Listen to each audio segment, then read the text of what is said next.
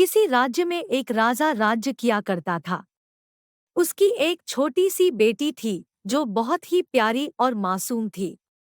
वह हर रात अपने कमरे की खिड़की खोलकर आसमान में निकले चांद को ताकती रहती थी।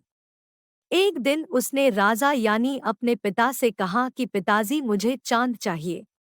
मुझे चांद लाकर दो। मुझे उसके साथ खेलना है।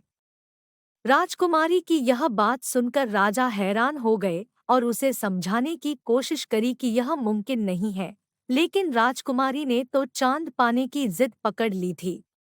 चांद न मिलने की स्थिति में वह न कुछ खाती न कुछ पीती, बस पूरी रात चांद को खिड़की पर बैठकर देखती रहती। इस कारण धीरे धीरे राजकुमारी की तबीयत बिगड़ने लगी और वह काफी बीमार हो गई।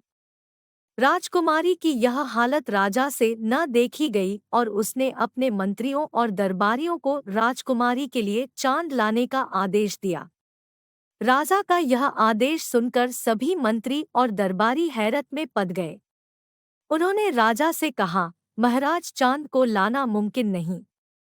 यह हम भी जानते हैं और आप भी। ऐसे में हम चांद को राजकुमारी के लिए कैसे ला सकते हैं? मंत्रियों और दरबारियों की यह बात सुनकर राजा अपने राज्य में ऐलान करवा देते हैं कि राजकुमारी के लिए जो भी चांद लाकर देगा उसे खूब सारा धन इनाम में दिया जाएगा। जब राजा के इस ऐलान के बारे में एक व्यापारी को पता चला तो उससे राजा का दुख देखा न गया। वह फौरन राजा से मिलने पहुंच गया।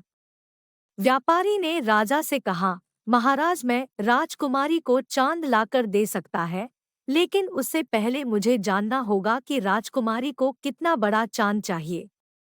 यह कहकर व्यापारी राजकुमारी से मिलने की इच्छा जाहिर करता है। राजा भी व्यापारी की बात मान लेते हैं और उसे राजकुमारी के पास ले जाते हैं। राजकुमारी के पास पहुंचकर व्यापारी राजकुमारी से पूछता है कि चांद कितना बड़ा है। व्यापारी के सवाल का जवाब देते हुए राजकुमारी कहती है, चांद मेरे अंगूठे के नाखून के आकार का है, क्योंकि जब भी मैं चांद के सामने अपना अंगूठा रखती हूँ वह मुझे दिखाई नहीं देता। इसके बाद व्यापारी पूछता है कि चांद कितना ऊंचा है, तो राजकुमारी कहती है, शायद पेड़ से थोड़ा ऊंचा है, क्योंकि वह हमेशा महल के बाहर लगे पेड़ के ऊपर ही नजर आता है। अंत में व्यापारी पूछता है, अच्छा राजकुमारी, चांद दिखता कैसा है?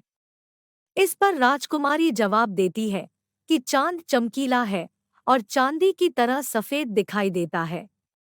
राजकुमारी यह सभी बातें सुनकर व्यापारी हंसते हुए खड़ा हो जाता है और राजकुमारी से कहता है कि कल ही मैं पेड़ पर चढ़कर उस चांद को तोड़ लाऊंगा। इतना कहकर व्यापारी राजा के पास जाता है और अपनी योजना उन्हें बताता है। राजा को व्यापारी की योजना पसंद आती है। अगले ही दिन व्यापारी एक चांदी का छोटा सा चांद बनवाकर राजकुमारी के लिए ले आता है। राजकुमारी उस चांदी के चांद को देखकर बहुत खुश होती है और उसके साथ खेलने लगती है। राजकुमारी को खुश देखकर राजा भी बहुत प्रसन्न होते हैं, मगर अब उसे इस बात की चिंता होती है कि रात को जब राजकुमारी आसमान में चांद को देखेगी तो उसे समझ में आ जाएगा कि यह वह चांद नहीं है। इस बात को राजा व्यापारी के सामने रखता है। राजा की बात सुनकर व्यापारी कहता है कि मैं आपकी इस परेशानी को भी अभी हल किए देता हूँ। व्यापारी राजकुमारी के पास जाता है और उससे बड़े प्यार से पूछता है कि राजकुमारी, आप यह बताइए कि जब किसी का दांत टूट जाता है तो क्या होता है? व्यापारी के इस सवाल का राजकुमारी बड़ी मासूमियत से जवाब देती है कि उसका नया दांत निकल आता है। तब हंसकर व्यापारी पूछता है, अच्छा यह बताइए कि क्या आपको पता है कि जब कोई चांद तोड़ लाता है तो क्या होता है? इस पर राजकुमारी कहती है, हाँ, वहाँ दूसरा चांद उगाता है।